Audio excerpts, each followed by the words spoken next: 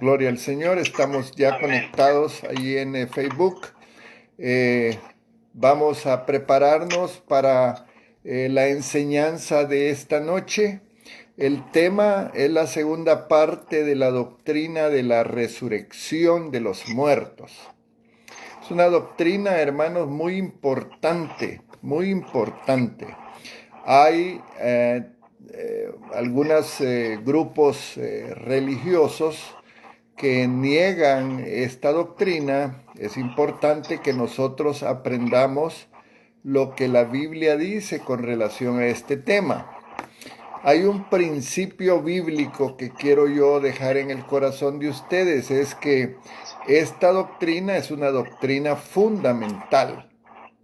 Y se refiere, ¿a qué se refiere? Podría ser la pregunta, la doctrina de la resurrección de los muertos o la doctrina de la resurrección del cuerpo.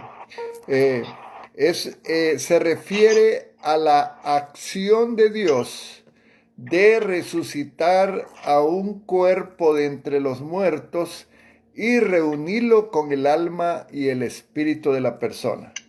Entonces, es bien importante el tema este, hermanos, porque Dios va a resucitar a la persona completa. No se puede solo resucitar un cuerpo sin alma y sin espíritu.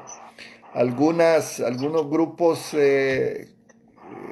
religiosos hablan incluso de que el alma no resucita, que el alma muere.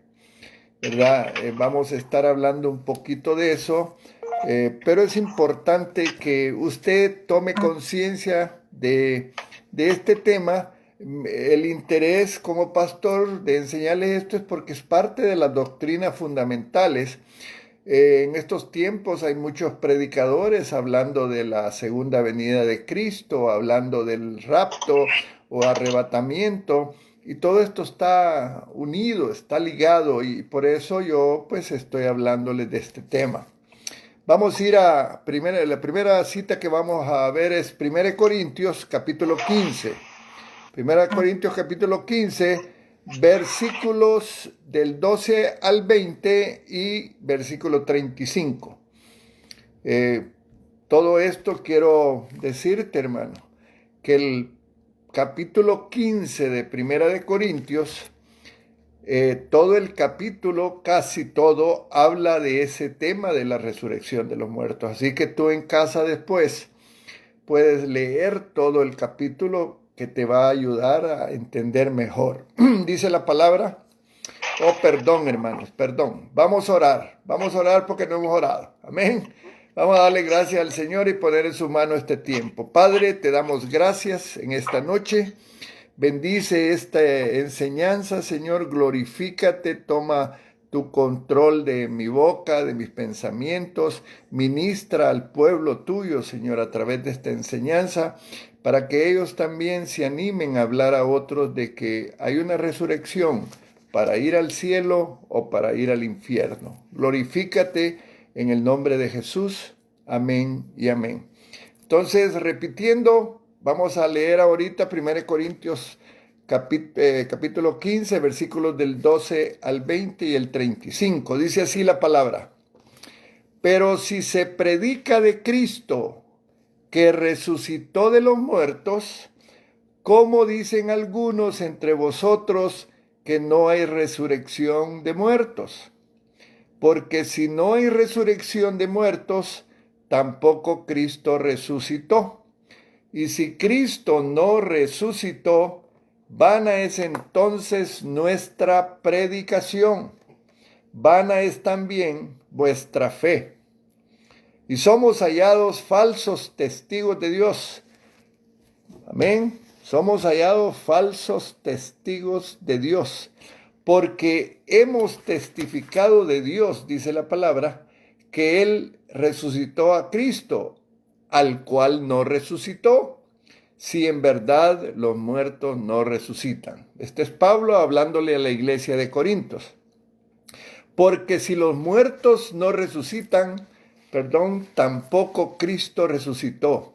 Y si Cristo no resucitó, vuestra fe es vana, aún estáis en vuestros pecados. Entonces también los que durmieron en Cristo perecieron. Si en esta vida solamente esperamos en Cristo, somos los más dignos de conmiseración de todos los hombres. Mas ahora Cristo ha resucitado de los muertos, primicias de los que durmieron es hecho. Pero dirá alguno, ¿cómo resucitarán los muertos? ¿Con qué cuerpo vendrán? A lo mejor tú te has hecho esa pregunta. Es Pablo hablándole a los corintios. Ustedes saben que en el tiempo de Jesús habían grupos judíos, unos se llamaban fariseos, que sí creían en la resurrección, y los otros eran los saduceos, que no creían en la resurrección. Y entonces, por siempre, durante la historia de la iglesia, siempre han habido algunos errores en la interpretación de la Biblia, hermanos. No se olviden que Satanás siempre va a estar buscando confundir a las personas. Por eso, el hecho de estar estudiando esto y de que tú te conectes es importante para aprender y luego hablarle a otros del tema. Entonces, hay una gran verdad bíblica. La resurrección del cuerpo está garantizado por el hecho de la resurrección de Cristo. Y la Biblia aquí en el capítulo 15 de Corintios habla de que hubo muchos testigos de la resurrección del Señor. La Biblia habla de como 500 personas y esas 500 le fueron contando a otros. Qué experiencia más maravillosa de las mujeres esas que seguían a Jesús y que vieron que resucitó y estuvieron con él y fueron testigos de cómo se manifestaba Cristo con un cuerpo glorificado, porque él no resucitó con el mismo cuerpo. Quiero aclarar esa verdad. Él resucitó con un cuerpo glorificado. Más adelante vamos a hablar de las cualidades de un cuerpo glorificado que atravesaba paredes, que iba de un lugar a otro pues fácilmente.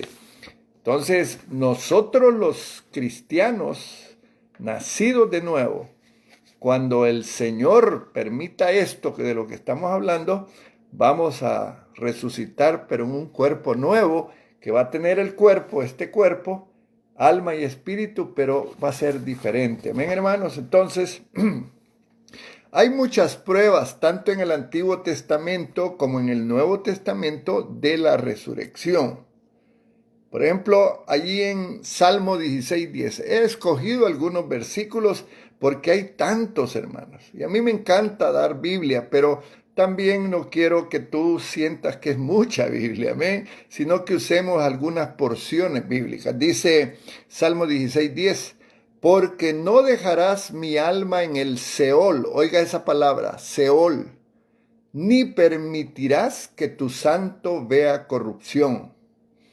Esta palabra Seol en hebreo, que en griego es Hades, amén, para que conozcan la diferencia, Seol en hebreo, se menciona muchas veces en la Biblia, y encontré yo que como 70 veces este término hebreo Seol, ¿ah? Y en el Nuevo Testamento se habla de Hades, términos que tienen relación con la muerte.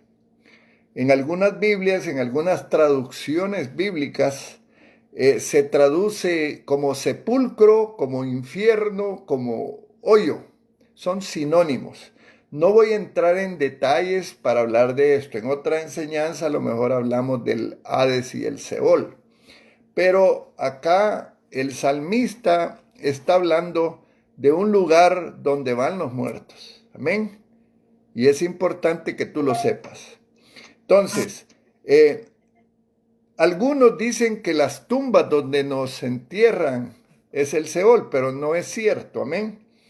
Este término Seol tampoco aplica a los panteones, donde hay muchos muertos.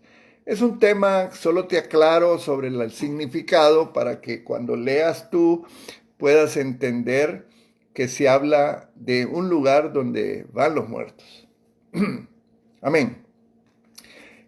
Hablando de otros versículos donde se habla de lo mismo, podemos leer, por ejemplo, allí en Job, en el capítulo 19, ya la enseñanza pasada lo mencioné, capítulo 19, versículos 25 al 27, dice así: Yo sé que mi Redentor vive, y al fin se levantará sobre el polvo. Y después de deshecha esta mi piel, en mi carne he de ver a Dios, al cual veré por mí mismo, y está hablando de Jesucristo. Es una profecía, por así decirlo. Qué importante. También en Isaías 26:16 dice lo siguiente: Tus muertos vivirán, sus cadáveres resucitarán.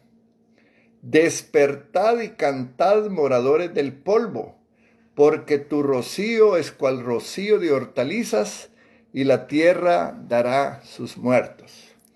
Es un tema apasionante, es lindo oír hablar de la respuesta de Dios a la vida futura, hermanos. El Dios nuestro es un Dios, no es Dios de muertos, sino de vivos. Y Él siempre está hablando de eso, hermanos. Y es importante que nosotros nos concentremos para entender estas cosas que son maravillosas. Hermano, tú un día, si mueres, pues vas a resucitar. Ese consuelo es maravilloso. Muy bien. Hay una posición doctrinal equivocada, ¿verdad?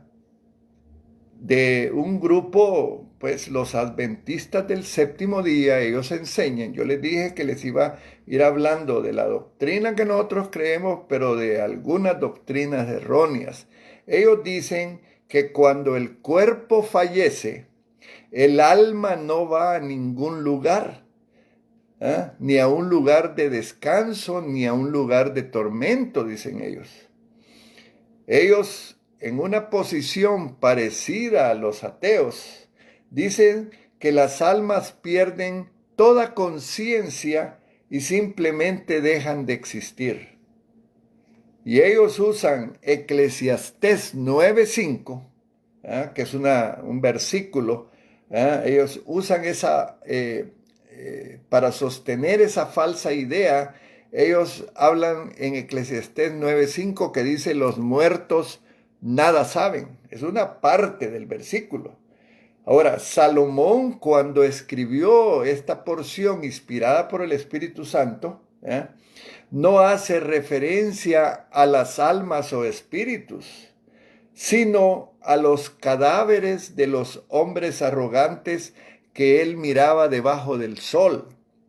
Ahora, nosotros, los de Iglesia Semilla de Vida, predicamos un evangelio que es la verdad.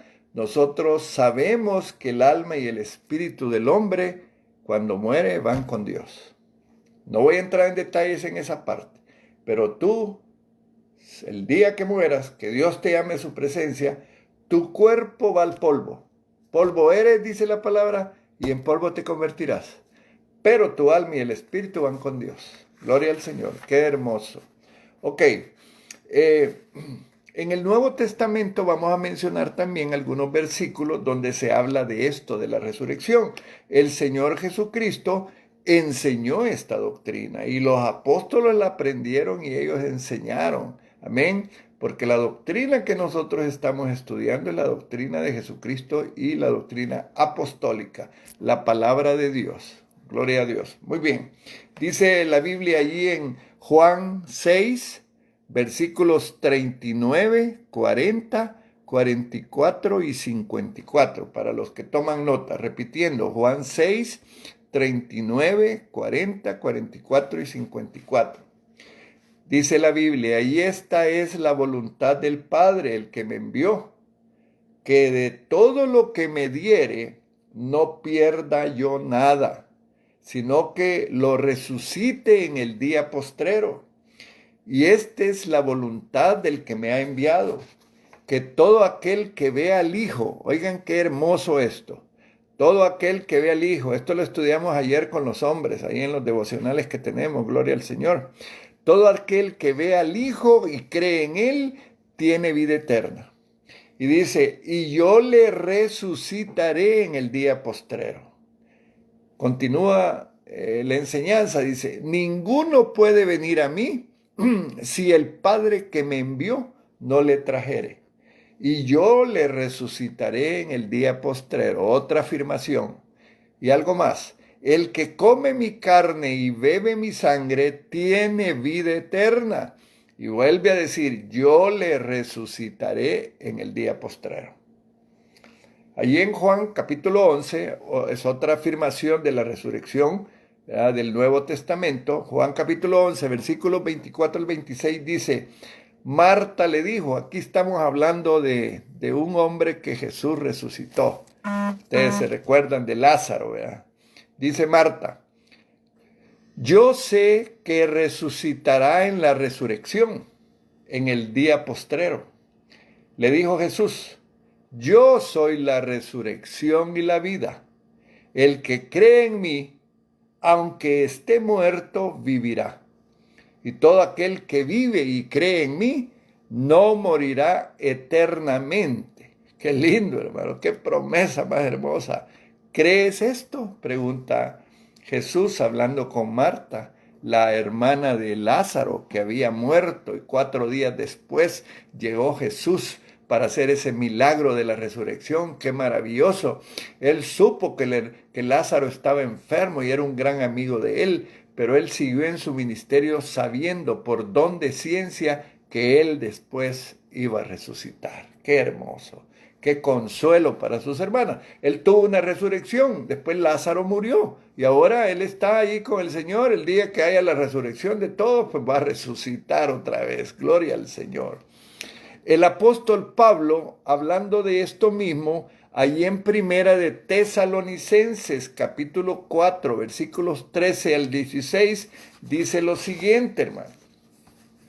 Qué hermosa esta porción, y es una promesa, es una profecía. Dice la Biblia, tampoco queremos, hermanos, que ignoréis acerca de los que duermen, para que no os entristezcáis como los otros que no tienen esperanza. Qué poderoso, hermanos. Tenemos una esperanza, no nos van a echar en el hoyo y ahí nos van a comer los gusanos y ya se acabó, no. Porque si creemos que Jesús murió y resucitó, así también traerá Dios con Jesús a los que durmieron en él. Por lo cual os decimos esto en palabra del Señor, que nosotros que vivimos, que habremos quedado hasta la venida del Señor, no precederemos a los que durmieron. Porque el Señor mismo, con voz de mando, con voz de arcángel, con trompeta de Dios, descenderá del cielo, y los muertos en Cristo resucitarán primero. Hemos hablado en otros tiempos del arrebatamiento, del rapto. Es una cuestión, es un milagro poderoso que va a hacer Dios con la humanidad. En cualquier momento, hermanos, Dios va a hacer eso. Por eso la segunda venida de Cristo debemos de esperarla. Cuando Juan estaba preso allá en la isla de Patmos, él le decía, ven Señor, en el sufrimiento que estaba, él quería que Cristo viniera.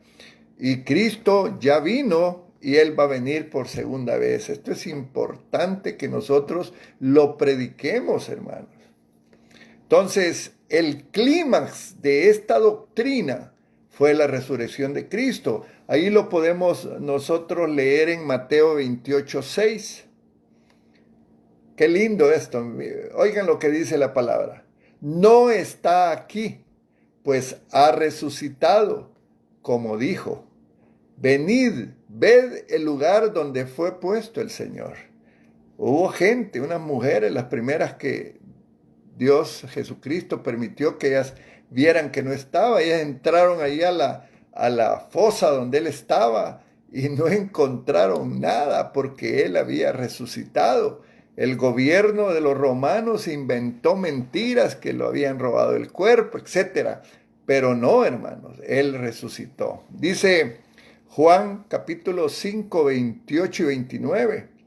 No os maravilléis de esto, porque vendrá hora, oigan bien, vendrá hora cuando todos los que están en los sepulcros oirán su voz, y los que hicieron lo bueno saldrán a resurrección de vida, mas los que hicieron lo malo a resurrección de condenación.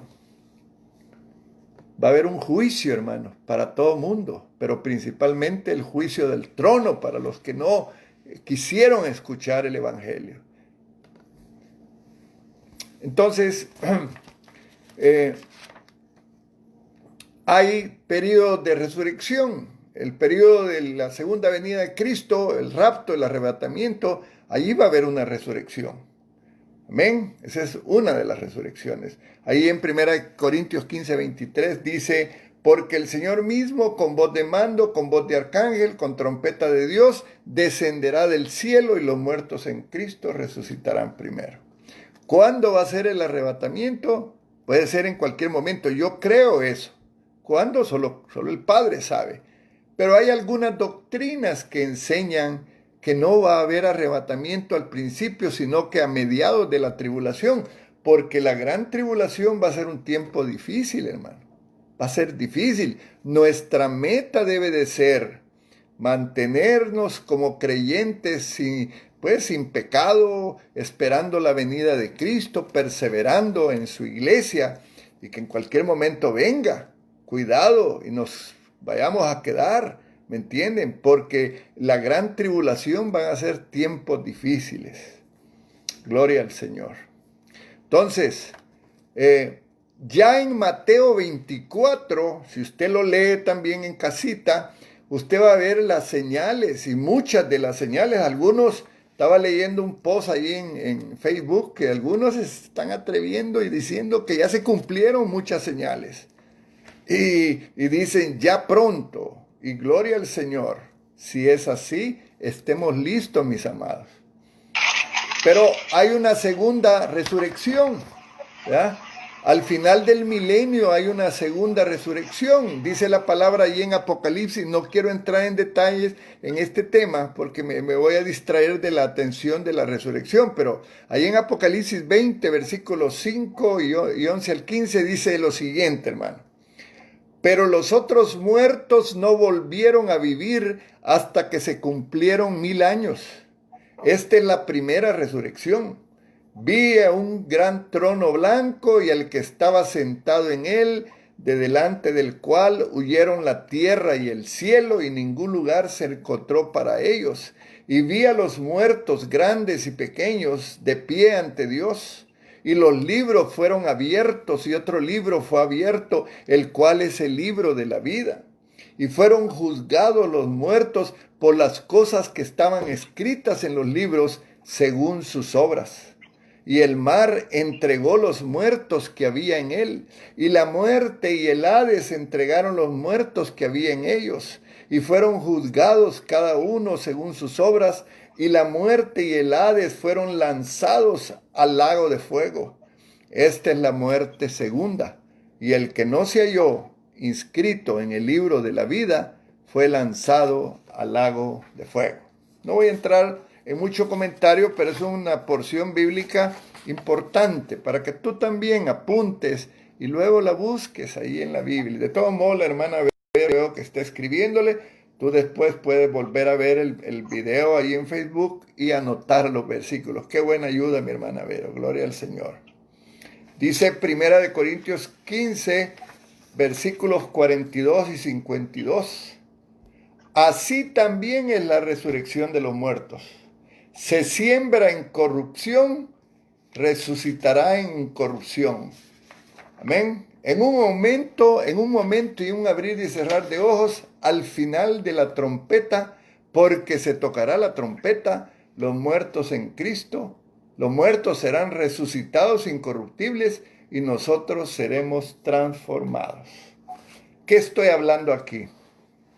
Hay características del cuerpo resucitado de los creyentes, hermano, porque va a ser diferente a los no creyentes. Amén.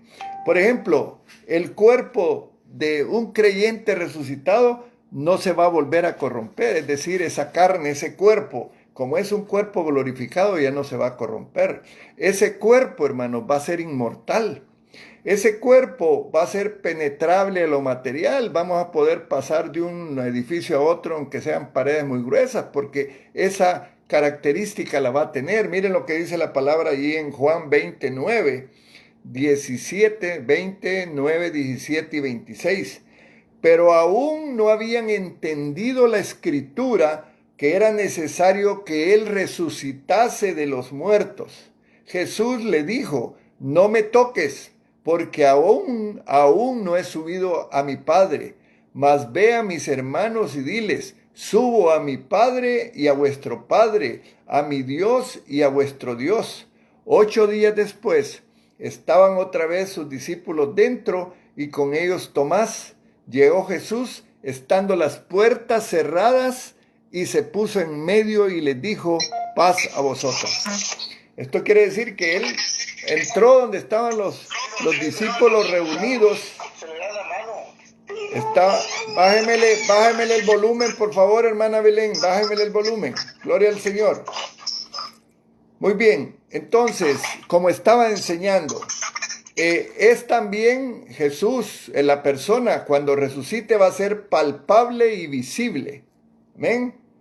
Palpable y visible. ¿Se acuerdan de Tomás, el incrédulo, que lo tocó las manos y metió los dedos en el costado? Es porque se va a poder, el cuerpo resucitado de un creyente que va a ser glorificado va a tener esas habilidades, palpable y visible, no sujeto a la ley de gravedad. Ya no va a caber lo que sube arriba y que cae, ya no va a estar sujeto ese cuerpo. Podrá comer y beber. Para los que nos gusta comer las chenchiladitas y los tacos, hermano, vamos a poder seguir comiendo, no se preocupen. Eso es parte de la bendición de la resurrección para los creyentes. Ahora, ¿qué de los que no han creído en Cristo, a los que a veces nosotros le llamamos incrédulos? Ellos también van a resucitar para ser juzgados. Oiga bien cómo se llama ese juicio: el juicio del gran trono blanco. Ahí en Daniel 12:2 dice: y muchos de los que duermen en el polvo de la tierra serán despertados, unos para vida eterna y otros para vergüenza y confusión perpetua. Qué tremendo, hermano. A veces le hablamos a las personas del evangelio y por aquí les entra y por aquí les sale, hermano. Les estamos enseñando y no quieren. Pero yo quiero decirte algo. Hablemosles de esto, de la resurrección. Hablemos de las condiciones que se van a dar. Seamos cuidadosos para decirlo. Pero es importante que las personas sepan lo que la Biblia habla de esto que viene, porque van a venir cosas difíciles, hermano. Solo lo que debemos de hacer es estar listos, preparados, parados en la roca que es Cristo, vigilantes de lo que vaya a suceder, pero conscientes de que hay algo de bendición que viene para nosotros. Dice Apocalipsis 20, 11 y 12. Vi un gran trono blanco y al que estaba sentado en él, de delante del cual huyeron la tierra y el cielo. Esto es algo que ya lo leí, pero lo estoy complementando. Y ningún lugar se encontró para ellos. Y vi a los muertos, grandes y pequeños, de pie ante Dios. Y los libros fueron abiertos. Y otro libro fue abierto, el cual es el libro de la vida. Y fueron juzgados los muertos por las cosas que estaban escritas en los libros según sus obras. Un día vamos a subir delante del Señor. En lo poco me fuiste fiel. Una de las cosas que va a decir. En lo mucho te pondré. Será una cuestión hermosa, maravillosa, hermano. Pero a otros a lo mejor no le va a decir eso. ¿Qué va a pasar con el alma de estas personas que mueran sin Cristo? Mateo 13:42 dice lo siguiente: y los echarán en el horno de fuego. Allí será el lloro y el crujir de dientes. Ay, ay, ay. Mateo 22:13 dice lo mismo o parecido. Entonces el rey dijo a los que servían: atadle de pies y manos y echadle en las tinieblas de afuera. Allí será el lloro y el crujir de dientes. Dios nos ha dado talentos para servir en el reino de Él. Tenemos que usar los talentos, hermano. En esta de la parábola de los talentos, al que están juzgando y echando ahí es al que no trabajó, no quiso hacer nada, no se congregó, no servía en la iglesia, qué sé yo, tantas cosas que Dios quiere que hagamos, que le sirvamos. Hablemos a otros de esto que es tan importante, hermano. Al final, y ya voy a ir terminando, el juicio del gran trono blanco subraya, hermanos, el hecho de que se hará la justicia de Dios y que fuera de Cristo esa justicia será aterradora y definitiva. Aterradora y definitiva. La Biblia, la palabra revelada de Dios, la que estamos leyendo hoy, describe un juicio que se lleva a cabo después de que la vida en este mundo se haya terminado y que tiene como un juez a un ser omnipotente, omnisciente, justo, perfecto y sagrado que examina la vida de cada persona y se asegura de que se haga justicia.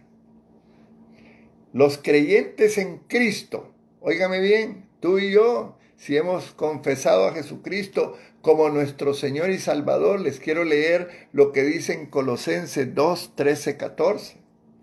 Los creyentes vamos a escapar del gran juicio del trono blanco, porque ya Jesucristo ha pagado por nuestros pecados. Y Pablo lo dice de esta manera: antes ustedes estaban muertos, pues eran pecadores y no formaban parte del pueblo de Dios. Pero ahora Dios les ha dado vida juntamente con Cristo y les ha perdonado todos sus pecados. La ley escrita estaba en contra de nosotros, dice Pablo, pero Dios le puso fin por medio de la muerte de Cristo en la cruz. ¿Cuál es nuestra responsabilidad, hermanos amados, hermanos queridos, hermanos de Semilla de Vida? Tú que me estás viendo allí en el Facebook y que estás meditando sobre esta enseñanza, tenemos que hablar de esto a nuestros familiares, los más cercanos, el vecino, el compañero de trabajo. Hay que hacerlo con mucho respeto, con mucho cuidado, sin ofender. Pero debemos de hablarles y animarles que decidan por el cielo en lugar de un juicio terrible que involucra el infierno por toda la eternidad. A todos los que me están escuchando esta noche, quiero decirte que si todavía no has recibido a Jesucristo como tu Salvador y Señor, es tiempo de que oremos, es tiempo de que ores, pidas a Dios que te perdone, para escapar de ese juicio que ciertamente está por venir. Cerremos los ojos si podemos. Vamos a orar, vamos a pedirle al Señor, tú que me estás viendo, que nunca has confesado a Jesucristo, hazlo ahora, te voy a guiar en esta oración. Dile al Señor, Señor Jesús, te reconozco como ese Dios todopoderoso, ese Dios que murió en la cruz pero resucitó. Y por la resurrección tú me ofreces a mí la vida eterna. Yo te pido perdón por mis pecados. Confieso que de ahora en adelante mi Señor será Jesucristo y también mi Salvador. Te pido que escribas mi nombre en el libro de la vida para que cuando se abran esos libros, allí mi nombre esté escrito. En el nombre poderoso de Jesús. Amén. Hemos orado, hermanos. Me voy a desconectar ahora y bueno, gloria al Señor por el mensaje. Dios